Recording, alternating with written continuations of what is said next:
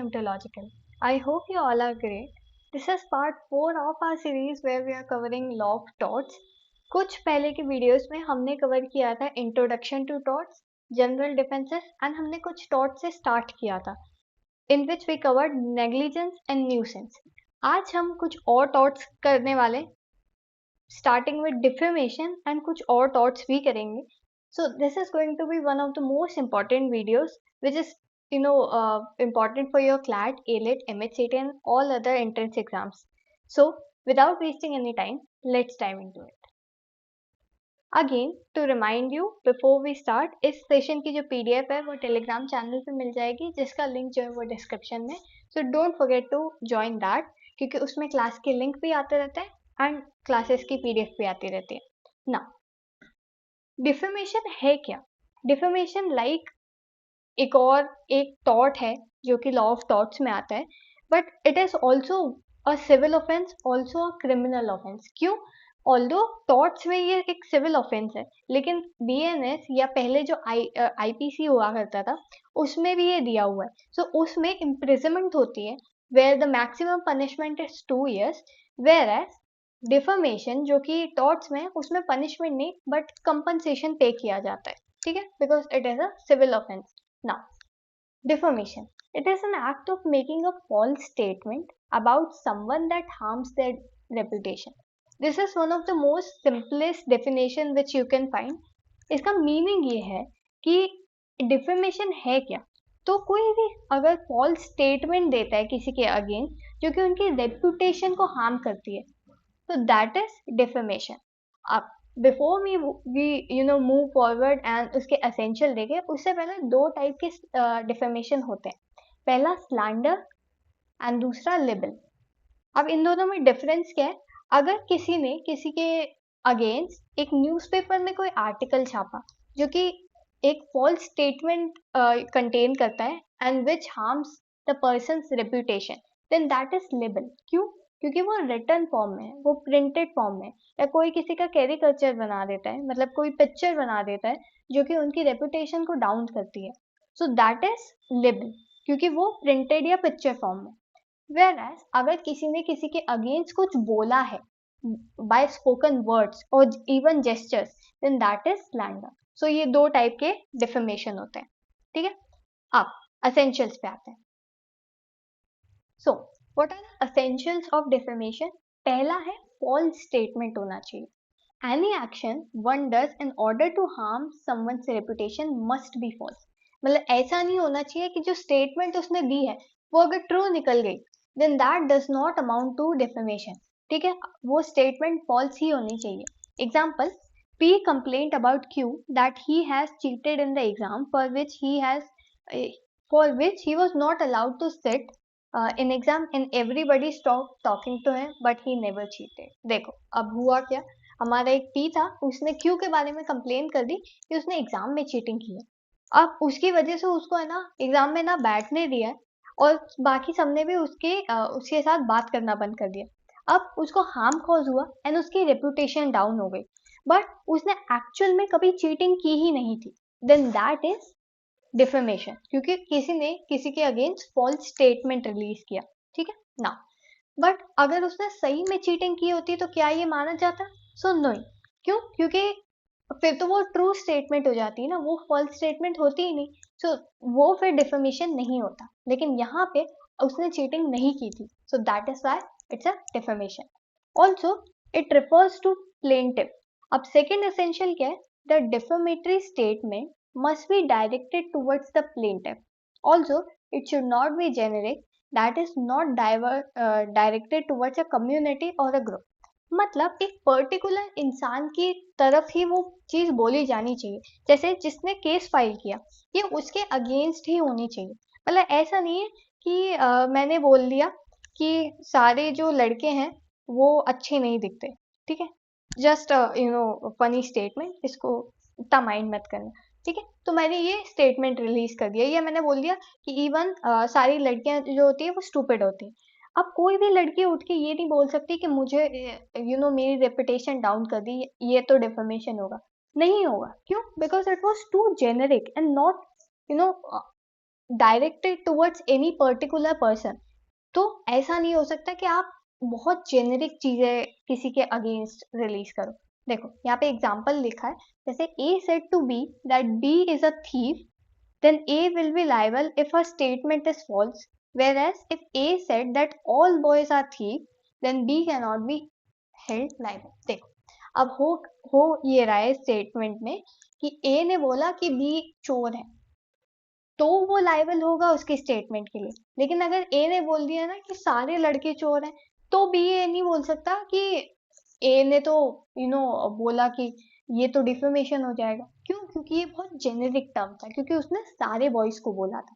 ठीक है, ऑल्दो बोलना मत अच्छी बात तो नहीं होती, बट ठीक है, वो एटलीस्ट लीगल के पॉइंट ऑफ व्यू से वैलिड नहीं होगा ना। थर्ड पे आते हैं, which is it needs to be communicated to someone other than plaintiff. मतलब the defamatory statement must be communicated to someone other than the person it was referred to। मतलब देखो होता ये है कि अगर जो डिफेमेटरी स्टेटमेंट है वो सिर्फ दो लोगों के बीच में रह गया ना, एक जिसने बोला था एंड एक जिसने सुना, देन वो डिफेमेशन नहीं होगा। क्यों? क्योंकि एक दूसरे के बीच में अगर वो चीज बाहर फैली ही नहीं, तो उसकी रेपुटेशन डाउन होगी कैसे? ठीक है, अब इसका एग्जांपल देखते हैं कि if S writes a letter to B claiming that he is a murderer, considering the fact that it's a false statement and delivered it to R in a sealed envelope and R reads it, then S will not be made liable। मतलब हुआ क्या कि S ने एक letter लिखा R को कि वो एक मर्डरर है। अब ये फॉल्स स्टेटमेंट है, बट जो S ने लिखा है ना वो एक सील्ड एनवेलप में देके R को डिलीवर कर दिया। अब सिर्फ R ने पढ़ा है उस चीज को, सो क्या S लायबल हो सकता है? सो नहीं, S लायबल नहीं हो सकता। क्यों? क्योंकि वो किसी और थर्ड पर्सन को डिलीवर ही नहीं हुआ था। ठीक है, या कम्युनिकेटेड ही नहीं हुआ था। ठीक है, एक और एग्जांपल देखते हैं। व्हाट इफ एस को पता था कि आर को फ्रेंच नहीं आती, तो एस ने जो लेटर लिखा वो फ्रेंच में लिखा था ताकि आर किसी और को बोले इसको ट्रांसलेट करने के लिए। अब थर्ड पर्सन पार्टी को पता लग गया क्योंकि उसने ट्रांसलेट किया था। Now that amounts to defamation. क्यों? क्योंकि एस को ये पता था कि आर को फ्रेंच नहीं आती और स्टिल उसने वो चीज करी, सो दैट ये जो चीज है ये कम्युनिकेट हो, वो लेटर कम्युनिकेट हो, then that is defamation. But कुछ और भी डिफेंसेस हैं डिफेमेशन के कि किस किस केसेस में डिफेंस ले सकते हैं या केस फाइल नहीं हो सकता। पहला तो अभी बताया कि ट्रुथ है, कि if the defamatory statement is truth, then it will not amount to defamation. मतलब अगर जो स्टेटमेंट रिलीज की गई है वो अगर ट्रुथ है, देन उसके अगेंस्ट डिफेमेशन फाइल नहीं हो सकता। फॉर एग्जाम्पल कि ए ने अक्यूज किया बी को कि उसने कोई कंपनी के जो डॉक्यूमेंट्स हैं वो लीक कर दिए, बट अगर बी ने एक्चुअली किसी कंपनी के डॉक्यूमेंट लीक करे हैं, then that won't amount to defamation because it was the truth. अब देखो सेकेंड पे आते हैं, which is public interest. If a bona fide statement is made in public interest, that it won't be considered defamatory। मतलब कुछ ऐसा statement release किया है जो कि पब्लिक इंटरेस्ट को इम्पैक्ट करता है, तो that will also not be considered defamatory. मतलब अगर ए ने बोला किसी मूवी के बारे में कि it should be banned because it creates negative impact on young adults, then A will not be held liable। क्यों? क्योंकि उसने ये एक सोसाइटी के रिस्पॉन्सिबिलिटी समझ के किया है। ठीक है, so that is why A won't be held liable, क्योंकि वो पब्लिक इंटरेस्ट में किया है, किसी को डिफेम करने के पॉइंट ऑफ व्यू से नहीं। ठीक है, अब नेक्स्ट पे आते हैं विच इज प्रिविलेज। अब ये थोड़ा ट्रिकी सा है, सो इसको ध्यान से समझना। प्रिविलेज में दो चीज आती है, एक होता है एब्सोल्यूट प्रिविलेज और एक होता है क्वालिफाइड प्रिविलेज। मतलब क्या है? देखो एब्सोल्यूट प्रिविलेज में क्या होता है, इसमें भी दो चीज आती है कि अगर कोई स्टेटमेंट कोर्ट में प्रेजेंट किया गया है वाइल ट्रायल, देन जनरली उसको डिफेमेटरी कंसिडर नहीं किया जा सकता। ठीक है, क्योंकि दैट इज एन एक्सेप्शन, कि वो ऐसा नहीं, वहां पे वो चीज वैलिड नहीं होगी कि किसी ने अगर किसी के बारे में कुछ कहा, then that won't be considered defamatory. Also जो पार्लियामेंट में अगर सेशन में कुछ बोला किसी ने, during the session the houses are generally not consider defamatory. मतलब अगर किसी सेशन मतलब किसी हाउस का सेशन चल रहा था एंड उस दौरान कोई स्टेटमेंट रिलीज किया गया है, then that will also not be consider defamatory. क्यों? क्योंकि वो भी एक एक्सेप्शन में आता है। बट फिर तुमने शायद सुना होगा, वैसे ये थोड़ी पुरानी बात है, पर तुमने शायद सुना होगा कि राहुल गांधी को डिफेमेशन केस के लिए हेल्ड मतलब उनके अगेंस्ट एक केस फाइल हुआ था डिफेमेशन का अभी रिसेंटली। सो वो क्यों हुआ था? क्योंकि वो उनने पार्लियामेंट में नहीं दिया था, वो उनने किसी रैली में दिया था। So that is why it was considered defamation. या अभी वैसे उसका judgement I am not sure कि आया है या नहीं, बट हाँ, उस टाइम उस चीज को डेफेमेटरी नहीं कहा गया था बिकॉज वो रैली में दिया गया था, नॉट इन पार्लियामेंट। अगर वो पार्लियामेंट में दिया होता ना, तो उसे डेफेमेशन नहीं कंसिडर किया जा सकता था, because that is an exception to defamation. ठीक है, एक तो कोर्ट हो गया एंड एक हो गया पार्लियामेंट। एक और चीज आती है प्रिविलेज में ही, विच इज क्वालिफाइड। मतलब देखो, इसमें दो ग्राउंड होते हैं, एक होता है moral and legal obligation and right according to us. अगर तुम्हारी एक लीगल ऑब्लिगेशन है या तुम्हारे मोरल स्टैंडर्ड के अकॉर्डिंग अगर वो चीज तुम्हारे लिए सही है, या right according to you, then that also would not be considered defamation. अब इसको समझते हैं कि ये है कि इसका मतलब है कि ए ने बी की शैडो देखी, जिसमें बी जो है वो एक नाइफ पकड़े हुए था and walking towards B, and she complained it to the police, and it was later revealed that B was holding a plastic knife which was not dangerous. Now, neither the police nor A will be liable because police acted in accordance to law and A thought the danger to be real. मतलब हुआ ये कि ए ने B को देखा कि वो एक नाइफ पकड़े खड़ा है और ये उसने उसकी शैडो में देखा। अब इट वॉज लेटर रिवील कि वो एक प्लास्टिक नाइफ था एंड उससे कोई हार्म कॉज हो ही नहीं सकता था। लेकिन स्टिल अब इस चीज में ए को तो लगा था ना सही में कि बी उसकी टूवर्ड्स आ रहे हैं, उसे एक डेंजर है। सो इस वजह से उसे उसके ऊपर डिफेमेशन का केस फाइल नहीं हो सकता। क्यों? क्योंकि वो उसके लिए एक ट्रू स्टेटमेंट थी या उसके लिए वो चीज डेंजरस सिचुएशन थी। ठीक है, तो उसने जो उसके लिए राइट था उसमें एक्ट किया, वेरस जो पुलिस है उसने लीगल ऑब्लिगेशन कि उस लड़की ने कंप्लेन फाइल की है एंड उसकी वजह से पुलिस ने एक्ट किया। सो दोनों ही लाइबल नहीं कंसिडर किए जाएंगे डिफेमेशन के लिए। ठीक है, this was it about our defamation.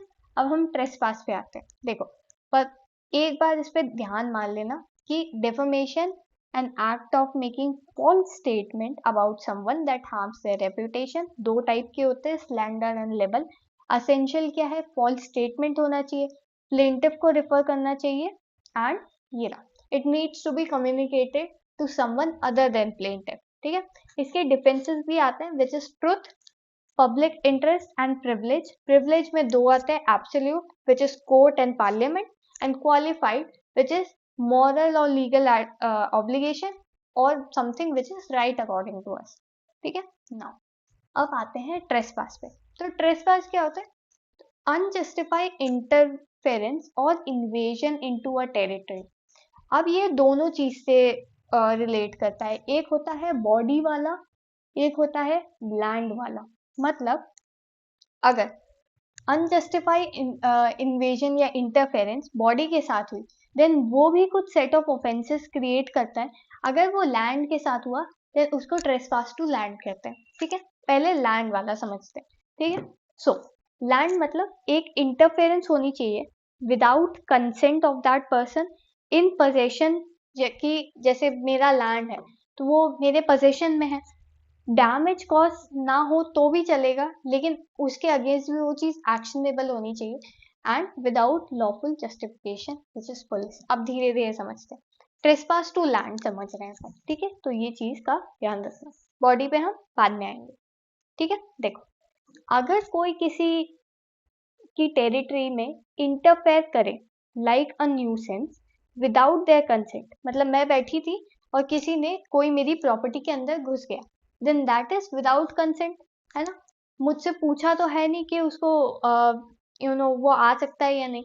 In possession मतलब ऐसा नहीं है कि उस जो जगह है उसकी ओनरशिप मेरे पास हो, बट मेरा पोजेशन होना चाहिए। मतलब कि एक लैंड ओनर है एंड उसके घर में मैं रह रही हूँ एज अ रेंट हाउस पे, ठीक है।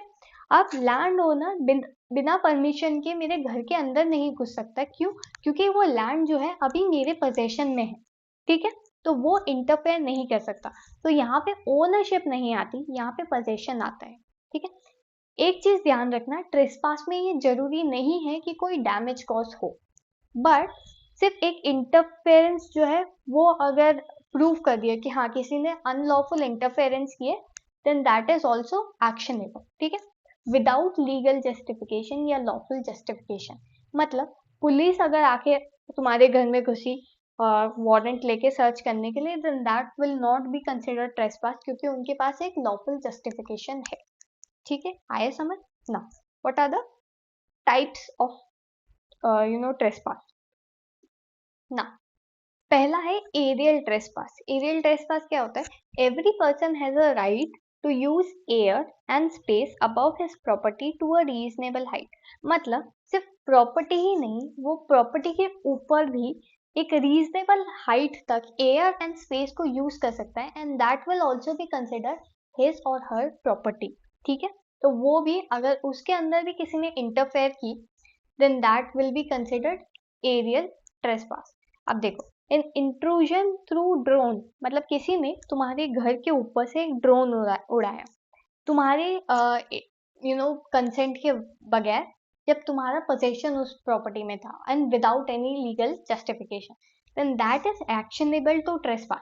क्योंकि जहां पे ड्रोन उड़ रहा है ना, जैसे ये तुम्हारा घर है और यहाँ जैसे ड्रोन उड़ रहा है, सो ये इतना एरिया जो है, मान लो इतना एरिया जो है तुम्हारे लिए रीजनेबल हाइट कंसिडर करेंगे, तो उसके अंदर अगर किसी ने ड्रोन उड़ा दिया, then that is aerial trespass. But अब फिर तुम सोचोगे कि मेरे घर से के ऊपर से प्लेन निकल गया, तो क्या वो भी ट्रेसपास होगा? सो नहीं। क्यों? क्योंकि वो एक रीजनेबल हाइट नहीं है ना। प्लेन तो बहुत ऊपर से जाएगा, लेट्स से यहाँ जाएगा प्लेन। मेरी ड्राइंग बहुत ही बेकार होती जा रही है, पर लेट्स से हाँ, ये प्लेन इधर से गया। अब तुम्हारा एरिया तो यहाँ तक ही था, या लेट्स से यहाँ तक भी था, तो ये रीजनेबल हाइट में नहीं आ रहा ना, then that won't be considered trespass, क्योंकि वो एक रीजनेबल हाइट के ऊपर से जा रहा है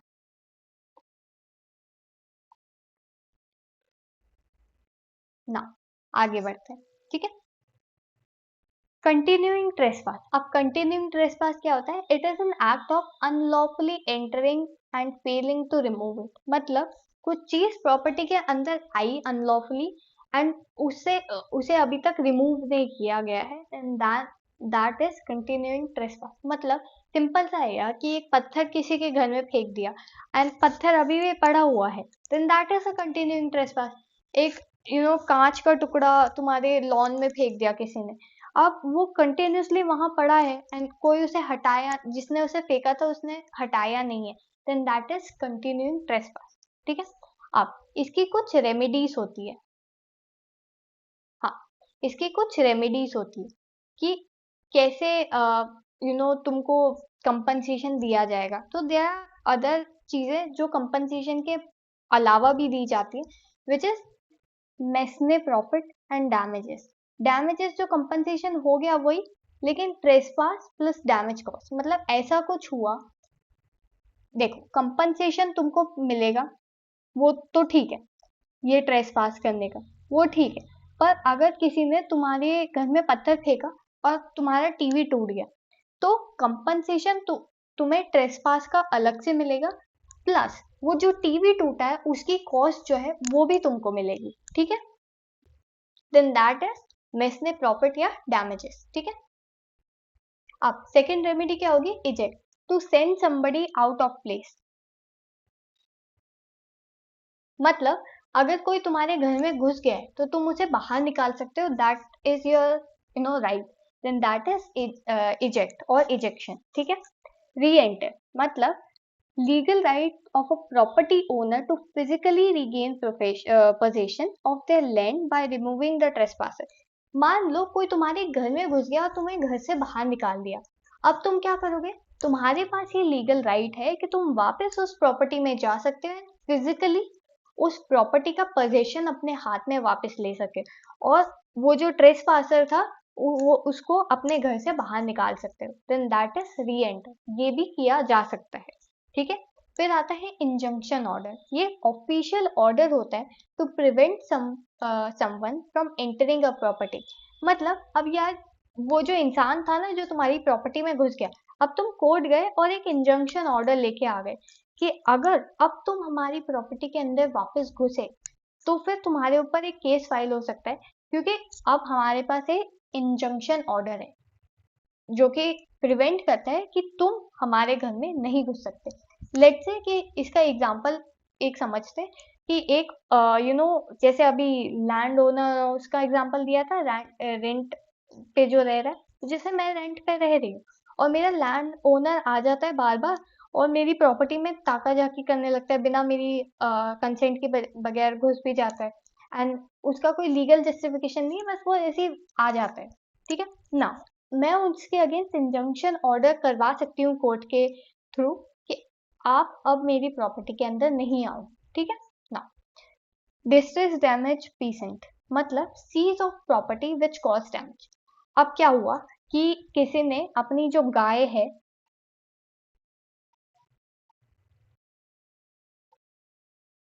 हाँ, बहुत ही गंदी गाय बनाई है, चलो ये बकरी है, अब किसी ने उसकी जो बकरी है वो मेरे लॉन में छोड़ दी और वो मेरी सारी घास है वो खा गई। अब क्या करोगे?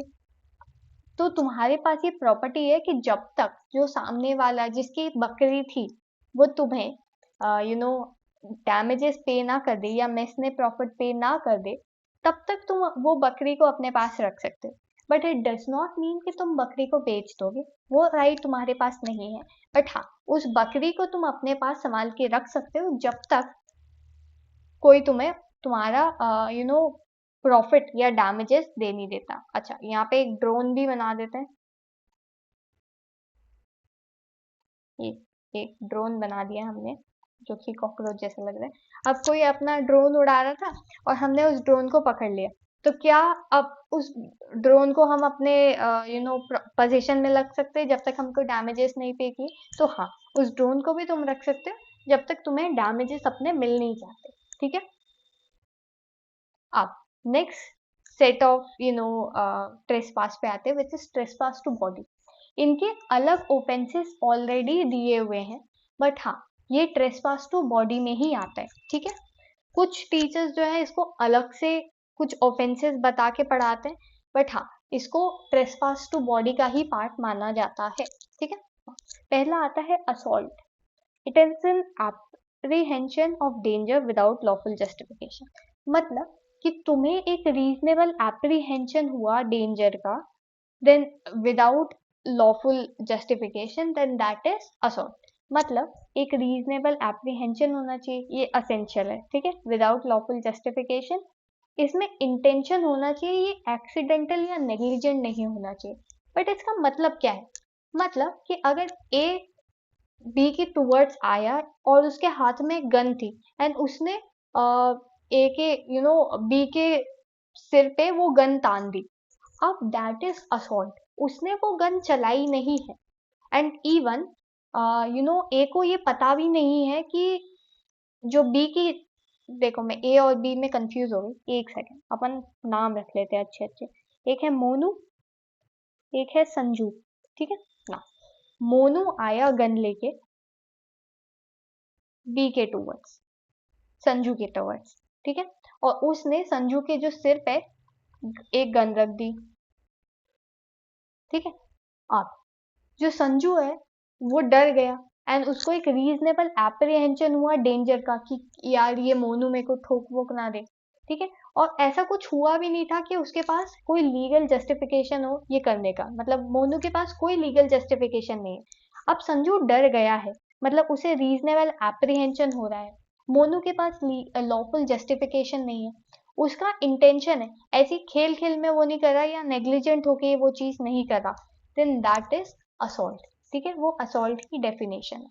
अब देखो, अगर संजू को ये चीज पता है, मतलब देखो अब क्या हुआ कि दो केस लेते हैं। इसमें क्या होता है कि एक में संजू को नहीं पता कि जो गन है उसमें गोलियां नहीं है, एंड एक में संजू को पता है। ठीक है, इसमें नहीं पता। ठीक है, तो एक केस में संजू को नहीं पता है कि मोनू के हाथ में जो गन है उसमें गोलियां हैं। ठीक है, बट अब उसको थोड़ी पता है, संजू को थोड़ी पता है कि मोनू के गन में गोलियां नहीं है। उसको तो अभी भी डर लग रहा है ना कि यार ये गोली वोली ना मार दे। So that is assault. But अगर संजू को पता है कि कोई गोली नहीं है मोनू की गन में, खाली गन लेके घूम रहा है, या बच्चों वाली जो पिस्तौल होती है वो प्लास्टिक वाली वो लेके घूम रहे हैं, then that is not reasonable apprehension, क्योंकि अब यहाँ पे कोई डेंजर तो है ही नहीं ना, बिना गोली के कैसे मारेगा। ठीक है, तो in that is not assault. ठीक है, अब ये ध्यान रखना, ये सारी ड्राइंग्स हमारी मिटा देते हैं ना। अब आता है बैटरी। यहाँ पे सिर्फ डर था असॉल्ट में, बैटरी में एक्चुअल जो फोर्स यूज होती है without lawful justification, that is battery. मतलब फोर्स यूज हो रही है विदाउट लॉफुल जस्टिफिकेशन और तुम्हारा इंटेंशन भी, ये इसके असेंशियल है। मतलब अगर ए आया बी की तरफ एंड उसने उसे मुक्का मार दिया, पहले तो एक्शन किया मुक्के का, जब तक उसने मारा नहीं है ना, सिर्फ एक्शन किया है मुक्के का, उस टाइम तक वो असॉल्ट है। लेकिन जैसे ही उसने मुक्का मार दिया बी को, देन दैट इज बैटरी। ठीक है, तो सिंपल सी डेफिनेशन है, जब तक मुक्का नहीं मारा तब तक असॉल्ट, जैसे ही मुक्का मार दिया वैसे ही बैटरी। ठीक है, again use of force without lawful justification. False imprisonment, अब यहाँ पे आते हैं, ये क्या है। ये भी एक ट्रेसपास टू बॉडी है, जहाँ पे तुम किसी दूसरे की जो लिबर्टी है उस पे रेस्ट्रिक्शन लगा देते हो विदाउट लॉफुल जस्टिफिकेशन। मतलब अच्छे खासे हम मैं कमरे में बैठी हुई थी, किसी ने बाहर से ताला लगा दिया। आप ये चीज क्या आएगी, फॉल्स इम्प्रिजनमेंट में आएगी। क्यों? क्योंकि तुम्हारा टोटल रिस्ट्रेंट हो गया विदाउट लॉफुल जस्टिफिकेशन।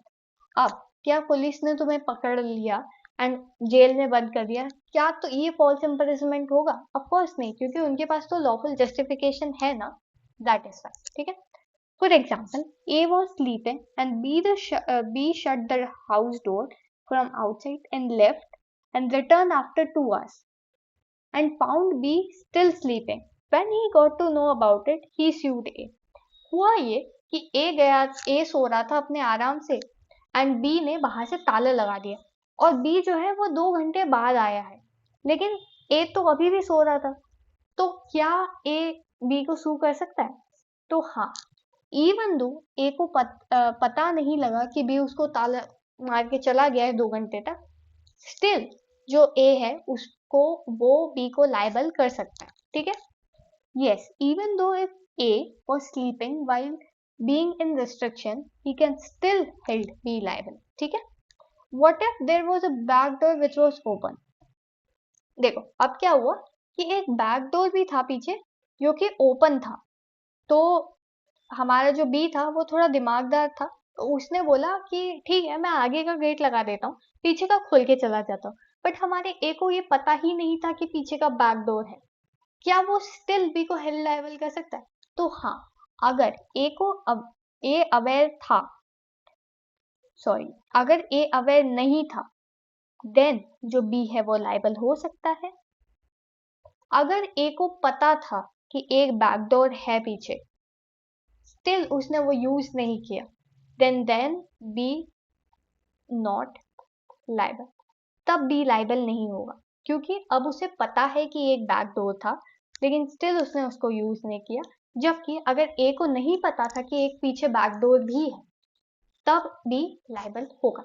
ठीक है ना, this is it for today's video. आज हमने एकदम डिटेल में डिफॉर्मेशन और ट्रेसपास समझा है, जिसमें हमने ट्रेसपास टू लैंड भी समझ लिया और ट्रेसपास टू बॉडी भी समझ लिया।